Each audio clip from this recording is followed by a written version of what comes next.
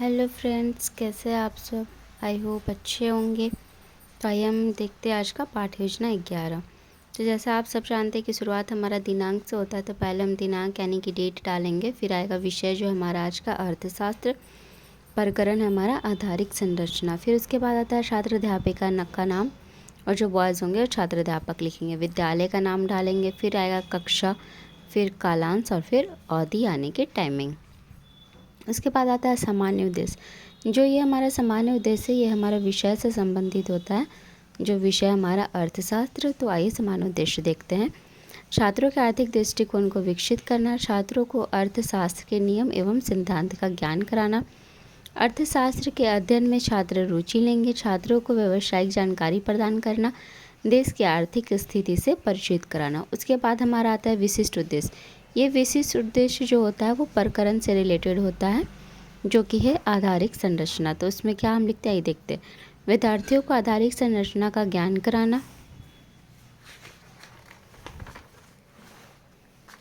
विद्यार्थियों को आर्थिक संरचना का अर्थ बताना, विद्यार्थियों को आर्थिक संरचना के प्रकार के बारे में बताना, छात्र आर्थिक संरचना का ज्ञान से धन कमाना सीख सकेंगे, छात्र आर्थिक संरचना के आधार पर क्षेत्रों का वर्णन कर सकेंगे। फिर उसके बाद आता है सहायक शिक्षण सामग्रियाँ। ये सामग्रियाँ वो होती है जब हम क्लास लेते वक्त, पढ़ाते वक्त चीज़ों का इस्तेमाल करते हैं, उन चीज़ों को हम सहायक शिक्षण सामग्री में लिखते हैं। जैसे चौक, डस्टर, लपेट, श्यामपट्ट, चार्ट पेपर आदि सहायक सामग्रियाँ। फिर आती है शिक्षण विधि, व्याख्यान विधि, प्रश्नोत्तर विधि, प्रदर्शन विधि। फिर आता है शिक्षण सूत्र, सरल से जटिल की ओर, प्रत्यक्ष से अप्रत्यक्ष की ओर, स्थूल से सूक्ष्म की ओर। फिर आता है हमारा पूर्व ज्ञान। पूर्व ज्ञान वो होता है जो हम आज का पढ़ाने जा रहे हैं, क्लास जो लेने वाले हैं, क्या उससे रिलेटेड बच्चे पहले से जानते हैं, यानी उन चीज़ों के बारे में लिखना। उसके बाद हमारा आता है प्रस्तावना प्रश्न, जिसमें 3 कॉलम बनते हैं, क्रम संख्या, छात्र अध्यापिका क्रिया और छात्र क्रिया। इसमें हम छात्रों से 3-4 क्वेश्चंस करते हैं, जिनका उत्तर हमें छात्र देते हैं। ये टॉपिक से रिलेटेड ही होता है। फिर उसके बाद आता है उद्देश्य कथन, कि हमारा आज का क्लास लेने का उद्देश्य क्या है, वो हम उद्देश्य कथन में लिखते हैं। फिर उसके बाद हमारा आता है प्रस्तुतिकरण का कॉलम। ये प्रस्तुतिकरण का कॉलम टोटल 5 होता है। शिक्षण बिंदु, छात्र अध्यापिका क्रिया, छात्र क्रिया, श्यामपट्ट क्रिया और मूल्यांकन। शुरुआत हम यहाँ पे शिक्षण बिंदु से करते हैं। शिक्षण बिंदु में हम अपने टॉपिक को लिखते हैं। जैसे देख रहे हैं आपकी आधारिक संरचना का अर्थ, आधारिक संरचना की श्रेणी, ये टॉपिक हमने शिक्षण बिंदु में डाला। उसकी व्याख्या हमने छात्र अध्यापिका क्रिया में कर दी।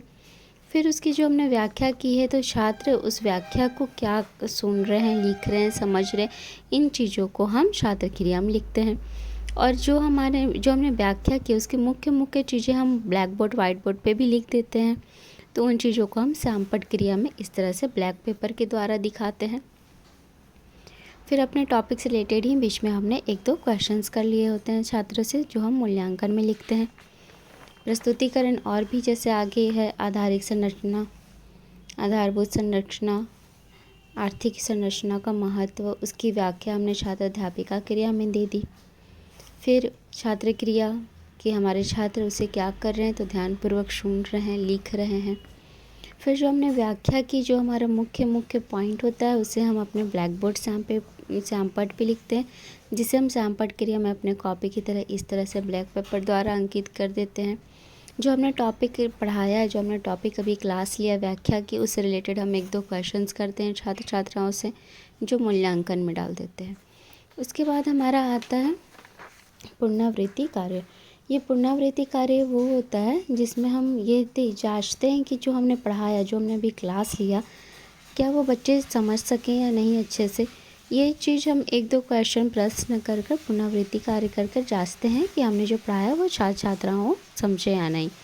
फिर उसके बाद आता है कक्षा कार्य, जो हम क्लास वर्क बोलते हैं। तो हम क्लास में छात्र छात्राओं को कुछ क्वेश्चन देते हैं, जिनका वो उत्तर हमें क्लास में ही करके दिखा देते हैं। फिर आता है गृह कार्य, जिसे होमवर्क बोलते हैं, वो घर से बच्चे कर आते हैं। तो यहाँ हमारा पाठ योजना 11 कंप्लीट होता है। Thanks for watching.